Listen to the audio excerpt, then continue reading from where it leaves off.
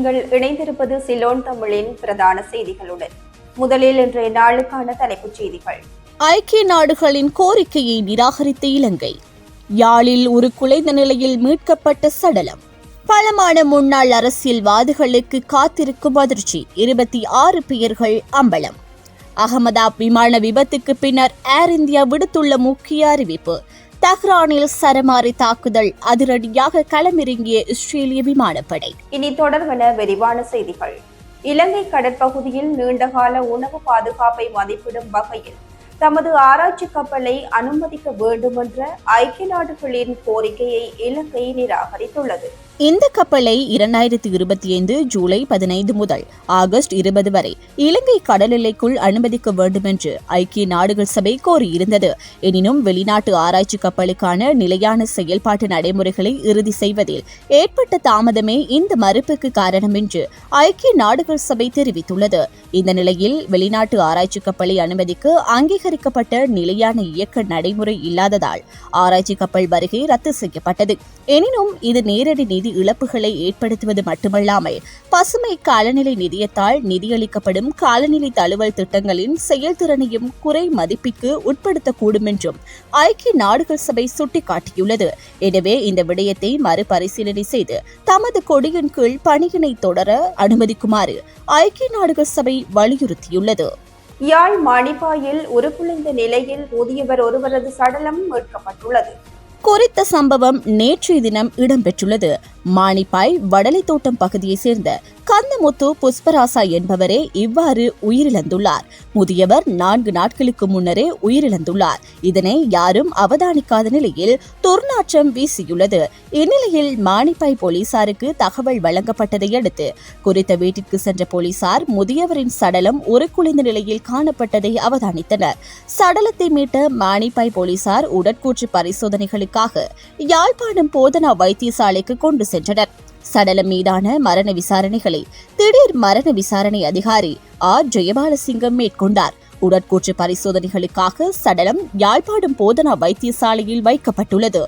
முன்னாள் பாதுகாப்பு தலைவர்கள் உட்பட 26 பலம் வாய்ந்த அரசியல்வாதிகளின் சொத்துக்கள் பறிமுதல் செய்யப்பட உள்ளதாக தகவல்கள் வெளியாகியுள்ளன.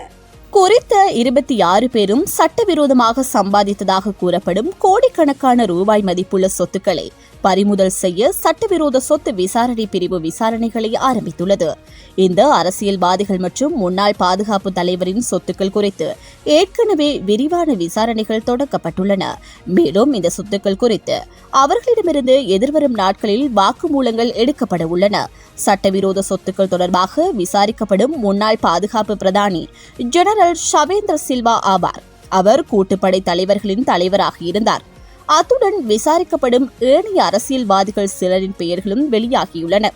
அதற்கமைய மஹிந்த யாப்பா அபிவர்த்தன, மஹிந்த அமரவீர, சாமன சம்பத் தசநாயக்க, திலும் அமுனுகம, ரோஹித் அபே குணவர்த்தன, பவித்ரா வன்னியாராச்சி, கஞ்சுன விஜயசேகர, சாக்கல ரத்நாயக்க, திஸ்ஸ கொட்டியாராச்சி, வஜ்ர அபிவர்த்தன, மஹிபால அஹேர, அனுர பிரியதர்ஷன யாப்பா, மனுஷ நாணயக்கார, வடிவேல் சுரேஷ், துஷார சஞ்சீவ பத்திரன, அர்ஷுன ராஜகருண, சாணக்கியன் ராசமாணிக்கம், சிவனேசந்துரை சந்திரகாந்தன், MH சந்திரசேன, சாந்து அபேசேகர உள்ளிட்டவர்களாவர். இந்த அரசியல்வாதிகள் மற்றும் முன்னாள் ராணுவ தளபதிகள் சட்டவிரோதமாக சொத்துக்களை பெற்றமை தொடர்பில் விசாரணைகள் நடத்தப்பட்டு அவற்றை பறிமுதல் செய்து பின்னர் நீதிமன்றில் முன்னிலைப்படுத்த நடவடிக்கை எடுக்கப்படும் என விசாரணை அதிகாரி ஒருவர் தெரிவித்தார். தனது சர்வதேச விமான சேவைகளை அடுத்த சில வாரங்களுக்கு 15% குறைக்க முடிவு செய்துள்ளதாக ஏர் இந்தியா அறிவித்துள்ளது. இந்த குறைப்புகள் 2025 ஜூன் 20 முதல் ஜூலை நடுப்பகுதி வரை தொடரும் என்று அந்த நிறுவனம் தெரிவித்துள்ளது. தமது செயல்பாடுகளின் ஸ்திரத்தன்மை, சிறந்த செயல்திறன் மற்றும் பயணிகளுக்கு ஏற்படும் சிரமத்தை குறைப்பதற்காக இந்த முடிவு எடுக்கப்பட்டுள்ளதாக ஏர் இந்தியா குறிப்பிட்டுள்ளது. இந்த சேவை குறைப்புகளால் பாதிக்கப்பட்ட பயணிகளிடம் மன்னிப்பை கோருவதாக ஏர் இந்தியா தெரிவித்துள்ளது. இந்த நிலையில் பயணிகள் தங்கள் பயணத்தை எந்த செலவும் இல்லாமல் மறு அட்டவணைப்படுத்தவோ அல்லது அவர்களின் விருப்பப்படி முழு பணத்தை திரும்ப பெறவோ ஒரு தேர்வு வழங்கப்படும் என்றும் அறிவித்துள்ளது. தமது விமானம் ஒன்று கடந்த வாரம் எதிர்கொண்டு அனர்த்தம் மற்றும் அதன் பின்னர் ஏற்பட்ட விமான தாமதங்களுக்கு மத்தியிலேயே இந்த அறிவித்தலை ஏர் இந்தியா விடுத்துள்ளது. ஈரானின் தலைநகர் தெஹ்ரானில் இஸ்ரேலிய ராணுவத்தின் விமானப்படை தாக்குதல் அலையை தொடங்கியுள்ளது. தஹ்ரான் மற்றும் ஈரானின் பிற பகுதிகளில் ஏவுகணை தாக்குதலை தொடங்கியுள்ளோம் என இஸ்ரேலிய விமானப்படை எக்ஸ் பதிவு ஒன்றை வெளியிட்டுள்ளது. ஈரான் இஸ்ரேலுக்கு இடையிலான தாக்குதல்கள் இன்றுடன் 7வது நாளாக இடம்பெற்று வருகின்றன.